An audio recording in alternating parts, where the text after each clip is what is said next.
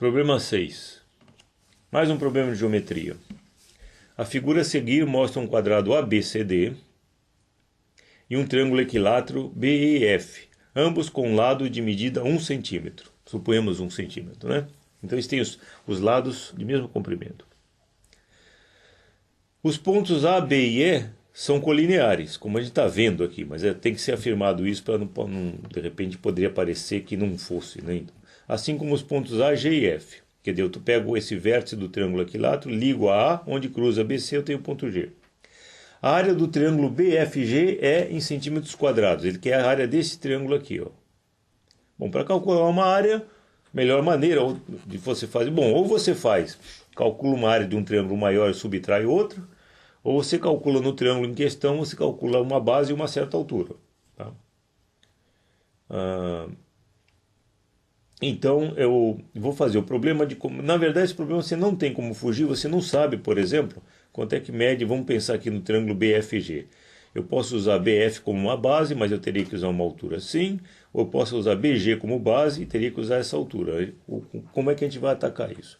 Bom, reparem, eu vou aproveitar a figura aqui, também vou fazer pequenos desenhos. Repare que a gente consegue calcular essa altura. Se eu considerar BG como base, acho que uma maneira boa de fazer isso é essa aqui, ó.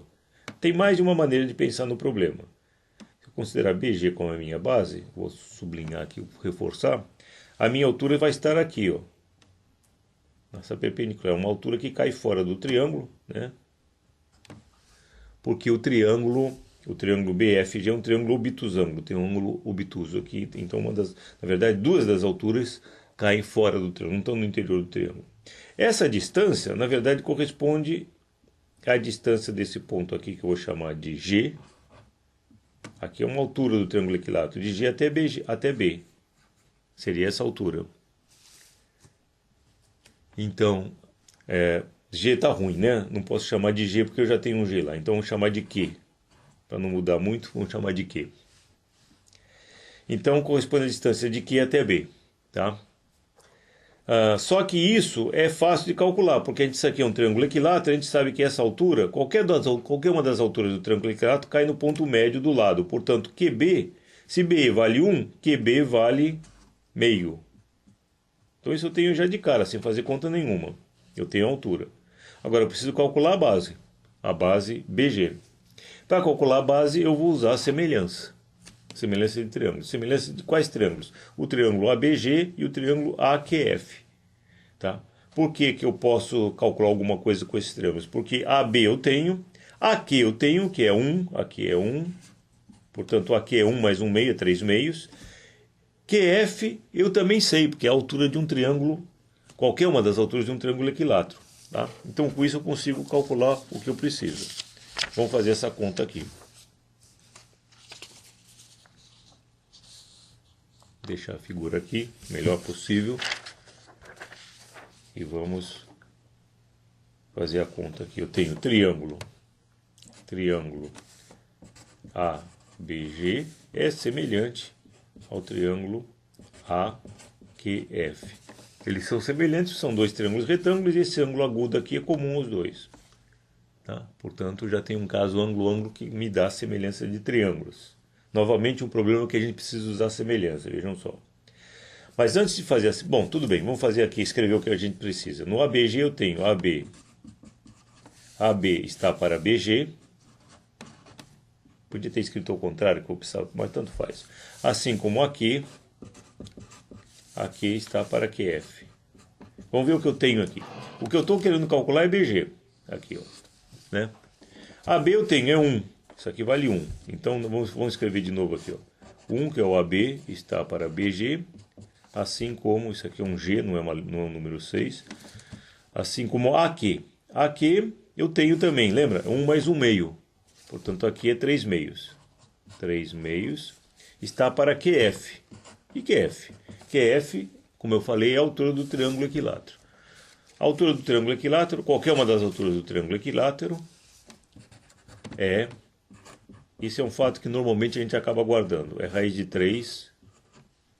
É o lado raiz de 3 sobre 2. No caso, o lado é 1. Tá? Como é que se calcula isso? Se calcula-se usando o triângulo o teorema de Pitágoras em qualquer um desses dois triângulos, que aqui o meu desenho não está muito bem feito, mas esses dois triângulos são congruentes. Você sabe que isto aqui é o meio e que isso aqui é 1. Aplica o teorema de Pitágoras, sendo a hipotenusa 1 e um dos catetos 1 meio. Você vai calcular, chegar à conclusão que o outro cateto é raiz de 3 sobre 2. Tá? Então já estou usando isso aqui. Bom, com essa conta, eu vou ter, repetindo lá, eu tenho 1 sobre BG é igual a 3 meios sobre QF, que é raiz de 3 sobre 2. Esse 2 aqui a gente já pode cancelar. E daqui a gente vai obter então o quê? Vai obter que BG vai ser igual a raiz de 3 sobre 3. A BG é só fazer essa conta, raiz de 3 sobre 3. Bom, agora fica tudo resolvido, né? Eu tenho BG, a base, e tenho a altura que é 1 meio. Essa distância aqui que é 1 meio. Tá? Portanto, a área do triângulo que eu estou querendo, acho que eu posso fazer aqui embaixo ainda, é a área, vou colocar aqui, do triângulo, que é o triângulo BFG. BFG será a base BG, raiz de 3 sobre 3, vezes a altura que é 1 meio, sobre 2. Isso me dá quanto? Você vai me dar raiz de 3 sobre 6 sobre 10, sobre 2 é raiz de 3 sobre 12 unidades de área. Tá certo?